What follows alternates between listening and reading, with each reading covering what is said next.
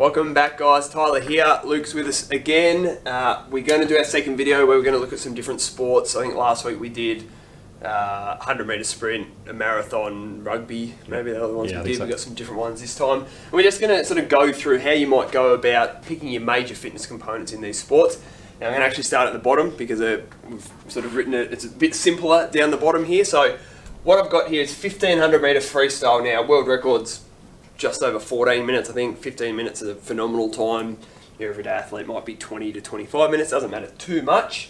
That should be a pretty good indication. Anything with, a 15 minute, when we look at duration and intensity, 15 minutes, intensity is going to be, 80%, 85% potentially of max, something around those lines. So we're going to be going clearly, aerobic power is going to be very important here. We're looking at that aerobic fitness component. So whoever's going to have the highest aerobic power, be able to produce the highest amount of energy aerobically without those 15 byproducts is likely going to succeed in this event. So I'll be saying for sure, from our list over there, we're going to have aerobic power. Let's write that down. The other one's going to be 1500 metres in a 50 metre pool is going to be 30 laps, and these athletes might be taking 40 strokes a lap, 30 strokes a lap. So repeat contractions. They're going to have to repeat that swimming motion multiple times. So I'll be saying muscular endurance is going to be very important. So the ability to repeat that contraction multiple times without fatiguing throughout that event is going to be very important. They're going to be really the major two that we're going to look at. From there, you can make a case. Flexibility, yep, we need to have a certain amount of shoulder flexibility. Body composition at the elite level, we're going to worry about that, but not so much. Coordination, full body, so arms and legs working appropriately with each other. Swimming is a whole body event where we want to get those things working together. Tumble turning, that sort of thing as well. Yeah, tumble turn. These ones not so much, not so important. Reaction time, we want to get off the blocks, but we've got 15 minutes to make that up. So they're going to be our major ones. We've got a few, I guess we could call secondary ones, which at the elite level we really those 1%ers, but they're going to be the two we're going to look at. While we're in the pool, we'll look at a 50 metre freestyle. So we're talking about 20 seconds. I think 20 point is a world record. A very good amateur swimmer might be 24, 25 seconds.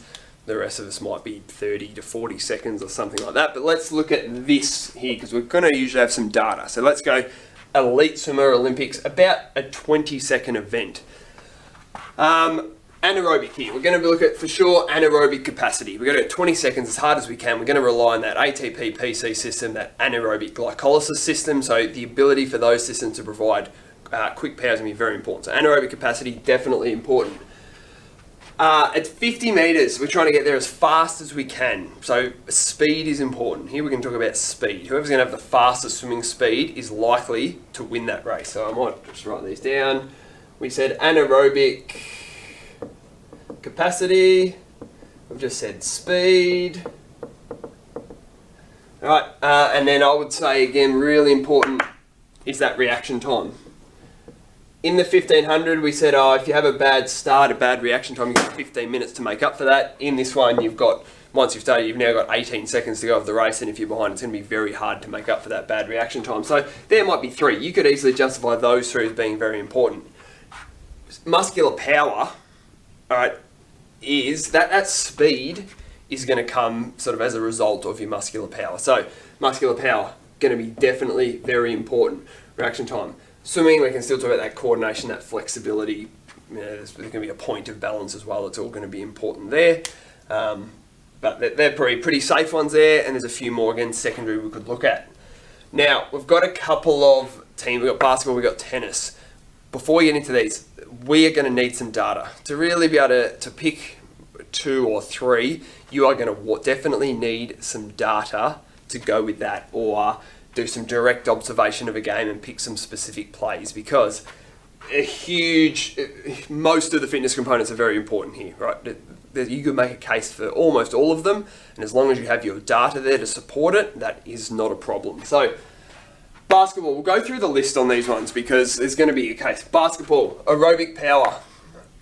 Yes, we're going to need it. We're going to be out there for 2 hours potentially once we include stoppage time and all those sort of things. So the fact that we need to be out there for 2 hours, the fact that we're going to have repeat sprints where we're going to need that aerobic system to help recover, there's going to be a fair bit of walking, jogging, things like that, make a case. So if we have maybe a heart rate graph across the whole game of basketball, there's some data that you can use to support your aerobic power.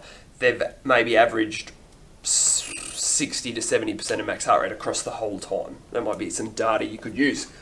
Anaerobic capacity, absolutely. Repeat sprints. All right, so repeat sprints. We're going into that well many times. We need to sprint. High intensity efforts are going to rely on those anaerobic systems. Maybe, again, the heart rate data might help here. Lots of spikes in it as we go through those sprints. GPS data might help where we can see lots of high intensity. So we can just definitely justify that.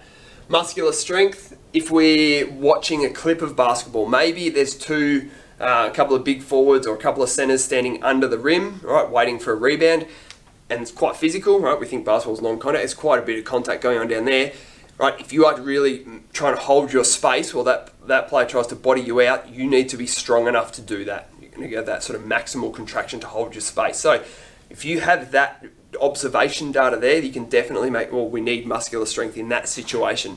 The guard may not, right, but the center or the forward may in these given situations. Muscular power, definitely we're going to see that a lot. We're going to see that. It's going to come into our sprints. It's going to come into jumping, right? Jumping for a rebound, jumping for a dunk. Lots of examples of muscular power. LeBron might do a full court baseball throw, right? One end to the other. Requires enough power to get that ball there quickly. Endurance, yes. Repeat contractions. We're running up and down the court for a whole game. If we don't have the endurance to repeat that contraction the whole time and we start to fatigue, that's going to be a problem. All right, I'm going to rush through these because I think you're getting the picture that we can see it. Speed, small court, so we're not going to reach huge top speeds likely in that small space, but the ability to accelerate is going to be important. Agility, yes, lots of change of direction based on a stimulus. So I reckon this is probably a really important one. Defending, even dribbling the ball, which way you're going to go to get around a defender. GPS data here would be really important to look at movement patterns and see change of direction. Reaction time, yes, we need to react to the stimulus. Balance, coordination, flexibility, probably everything. You can make a good case there. And tennis, I could do exactly the same thing. I could go all the way down the list. Tennis goes for a long time. Tennis involves lots of repeat sprints. Tennis involves a lot of change of direction, right, based on where they're going to hit it. Reaction time when we're returning a serve. Power in a serve, that's a really good power maximal. Probably not any real case in tennis where it's muscular strength. That's probably one that we can leave out for tennis, but the rest. Data is going to drive your answer. Make sure you can support your answer with data. But hopefully you can see there, most fitness components into most sports. Some of these individual ones will be a bit easier. Some of these team sports, we want to use our GPS data, our heart rate data, our direct observation, our skill frequency. A tennis player might make multiple 100 forearms in one match. Muscular endurance, repeat that contraction. So use your data, intensity and duration, drive that to pick your answers. If you've got any questions, any other sports that you specifically want us to talk about, let us know. Otherwise, thanks for watching and we'll talk to you later.